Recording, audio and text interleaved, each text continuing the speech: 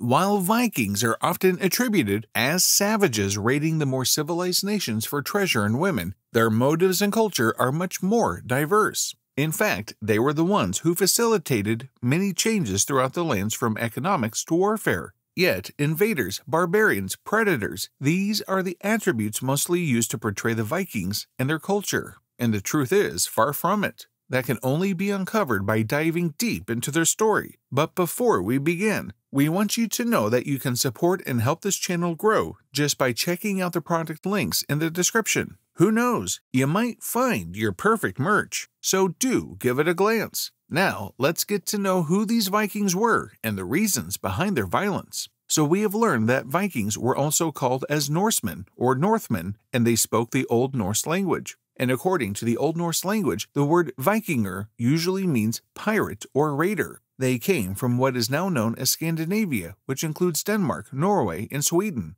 But at the same time, they weren't just limited to these areas, as historical records indicate that they were Finnish, Estonian, and Sami Vikings as well. Another thing to note is that they weren't a race or something, but more like a group. Many people believe that their main purpose was to raid monasteries and cities along the course, but they wanted to establish themselves as traders and enlist as foreign mercenaries. The Vikings, there was a time when they were known to raid the coast of almost all corners of Europe and many other nations, and they moved the farthest to Baghdad for trading goods like fur, seal fat, and tusks. Some also believe that the Vikings started traveling due to overpopulation, but that is ridiculous because their raids were for riches and not lands. Because these Norsemen were more related to food and transport, the development of ships and their notifications is what triggered them to reach overseas. Now you must be thinking, where did this whole raiding begin? The answer to that is the most famous raid of the Vikings, the Lindisfarne Raid. This raid was carried out in the monastery of Lindisfarne, as it had weak defenses and were very attractive targets. The particular location was a well-known abbey of wisdom, learning, riches, and famous for mostly their knowledgeable monks and the extensive and beautiful library. It was said that when this raid took place, many monks were killed, thrown into the sea, or taken up as slaves along with the treasures of the churches and the knowledge of the libraries. Once this raid was a success, the Viking raid became a rather common occurrence.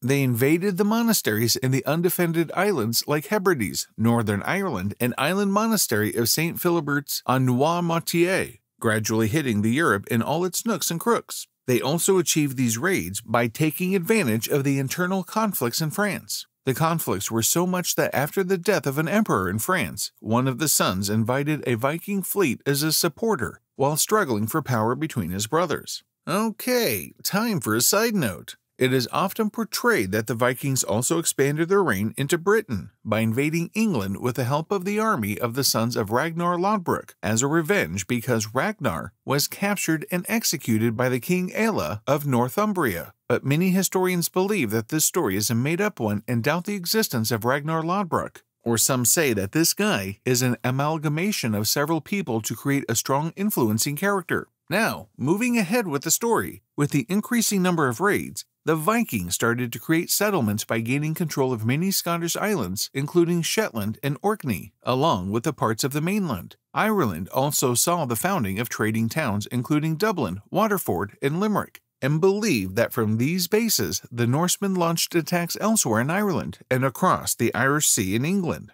It was believed that the ship of Vikings was the heart of Vikings and their whole cultural existence. According to the sources we fished, over the course of 10 centuries, the shipbuilding skills of the Norse led to a variety of vessels, which ranged from the small fishing boats and big-bellied cargo vessels to the famous lightning-fast longships. And it's no surprise that all of these were used for raiding. But no matter the size, most of the ships were designed to be narrow in shape with short drafts. This is vertical distance between waterline and bottom of ship. These were the features that gave them high adaptability for use in the ocean and rivers. But wait, there's more! Not only were the ships very flexible and fast and well developed, but their craftsmanship was excellent as well. The long ships, they were usually adorned with carved dragon heads at the bow, which were believed to keep evil spirits away, and the dragon head coupled with a large square, red-striped sail was considered as the signature of the Vikings. The mere sight of their signature electricized fear in the hearts of Europeans for those around 3 centuries or more. The more dangerous and horrific tradition that many believe the Vikings bore was the ritual of Blood Eagle. It was so pathetic that historians couldn't believe that it actually took place. Viking sagas describe the ritual execution of Blood Eagle, in which victims were kept alive while their backs were sliced open so that their ribs, lungs, and intestines could be pulled out in the shape of bloody wings. And this violence in them, according to a few, is because of the Christian persecution and forced baptism of pagans to reduced agricultural outputs in the Scandinavian region. So many have documented that this might have been the reason for their violence, as it was also the reason for why they had to leave their homes. But it was also believed that they returned back to the homeland after every season, with all the wealth they have raided into. Also, a few studies reveal that the reason why the Vikings invaded more and took up women was for love. They say the richer Vikings practiced polygamy. That is, they could have more than one wife, and the young men were sent to raid and invade and steal the wealth by promising them a fair young maiden for marriage. And in order to get a wife, all the young ones wanted to maintain a status like the others, so they could feel all the love of a lady and satiate their desires and lust. But in order to get a woman, along with all the stealth, they were also known to kidnap the Celtic women. So basically, it was also believed that though they were bloodthirsty, in the end, all they wanted was love and marriage.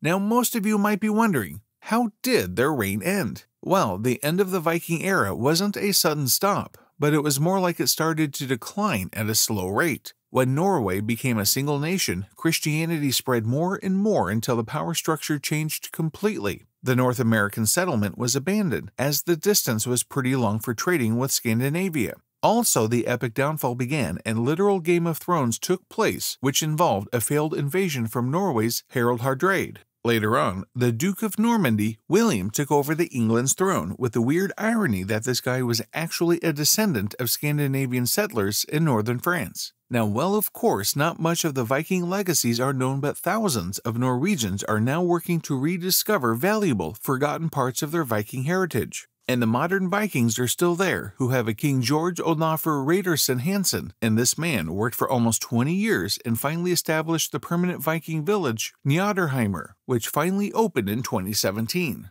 Also, there are TV series, shows on the Vikings along with sports teams and clubs associated with their names. There is a fascinating fact that the Danish city of Aarhus is Viking characters on their pedestrian crossing lights. So the history of Vikings is still preserved, and to take a look at them, you could visit the Viking Museum, their farms and burials and ship museum, and learn more about what their culture has and how they function, or their eating habits, or any other information that is available. With this, we now conclude this video. Did you enjoy this brief on the Vikings? If yes, please do let us know in the comment section below, and do not forget to hit the like and subscribe button to our channel. We'll see you next time. Until then, stay mythical.